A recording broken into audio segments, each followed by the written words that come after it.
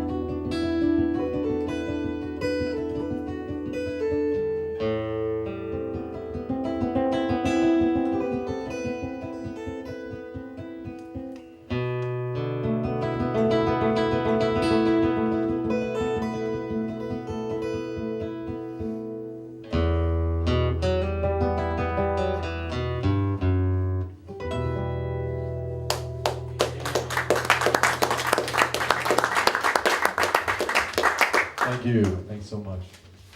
So this is my son, Grant. Yeah. And thank God I suck at sports. A whole different scene.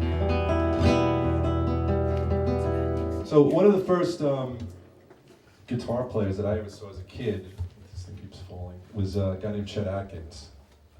And it was actually a classical piece that I found out later on, not knowing that he wasn't, that's what he did. You know, I thought he just played classical guitar, but obviously it's much more than that. But there was a piece that, like I was probably 8 or 9, that I saw him do, and it was a remarkable thing, and it still blows my mind when I hear this piece. And it was probably one of the first things that really got me to want to play the guitar. And I'll play a little bit of it. I'll probably screw it up because it's ridiculously hard, but it's it'll show you why I was so enamored by this guy.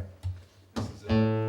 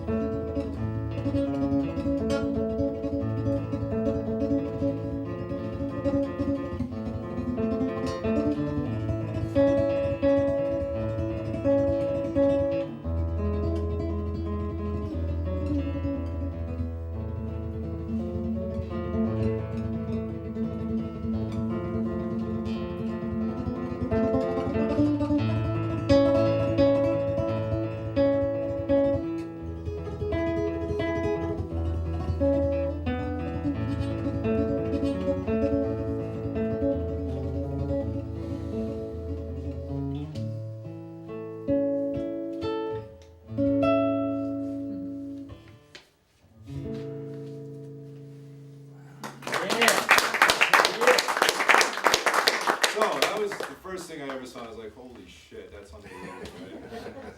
Years later, of course, the Beatles, and that flipped me out and got me really wanting to play guitar. But I kind of went into the Chet Atkins stuff to see where, you know, got into that as a lot of guitar players did. So this is a tune that we did, which is a Chet piece, from one of the early things that he's done. Let's see if we can.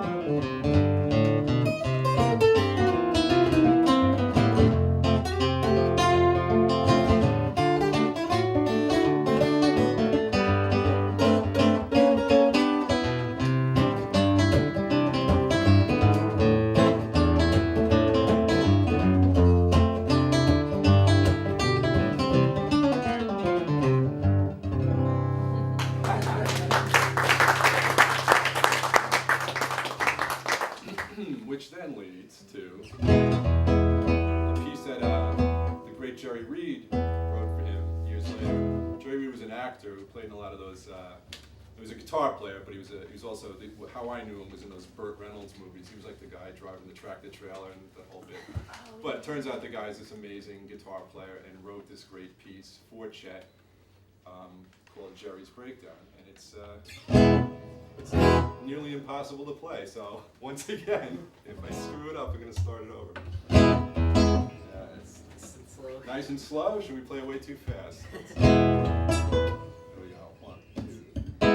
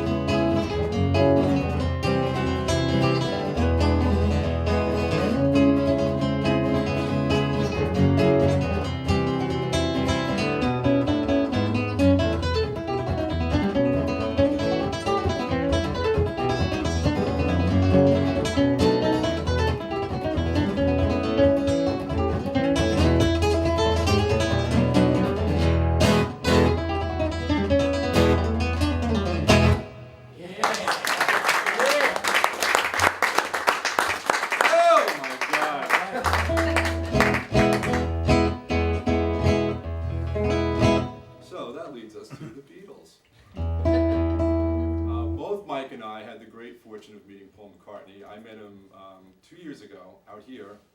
A good friend of mine is a guitar player, Aldi Meola, and he was working on a record as a tribute to the Beatles.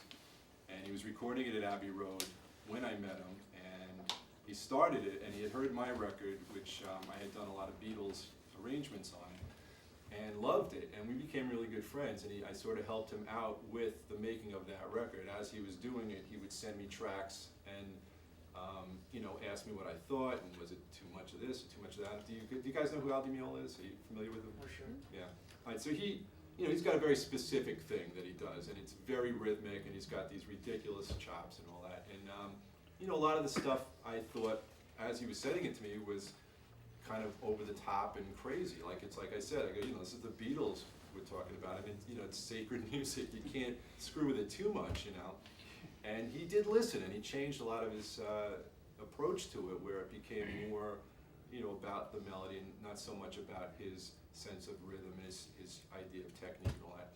And so he rents the house next door to Paul out here. And there's just like these two little houses that are at the end of this road, and there's Paul McCartney, and it's like he's there, and you see him coming and going. It's this modest little house, drives a little pickup truck, and we're freaking out the whole time. We're out there for like a few days, and it's like insane, right? You just pull up, and there's Paul McCartney driving into his, and he doesn't have like bodyguards or anything, and pretty nuts. So the last day we were there, I saw him get into his car and come down, and it's like, screw it. I just walked down to my street and to the driveway, and I waved. And he stops the thing, and he rolls the window down, and he goes, "Hey man, come on over." It was like I was hitting the head with a bat at that one. It was just like, bing, and I walk over, and there's Paul McCartney sitting in his truck, and he holds my hand and he says, "Oh, you staying in this house?" And I said, "Yeah."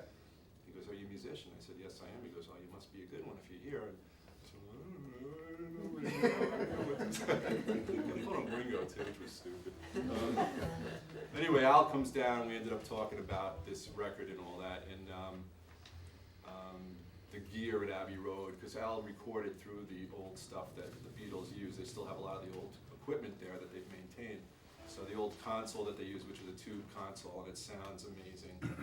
And so we sort of got on this whole thing, but I had no idea he was a Beatles fanatic, as I was, and you know, because you wouldn't think from his music that that's where it would come from, but they changed everything, you know. I mean, and they still, to me, hold the greatest in terms of what pop music can be.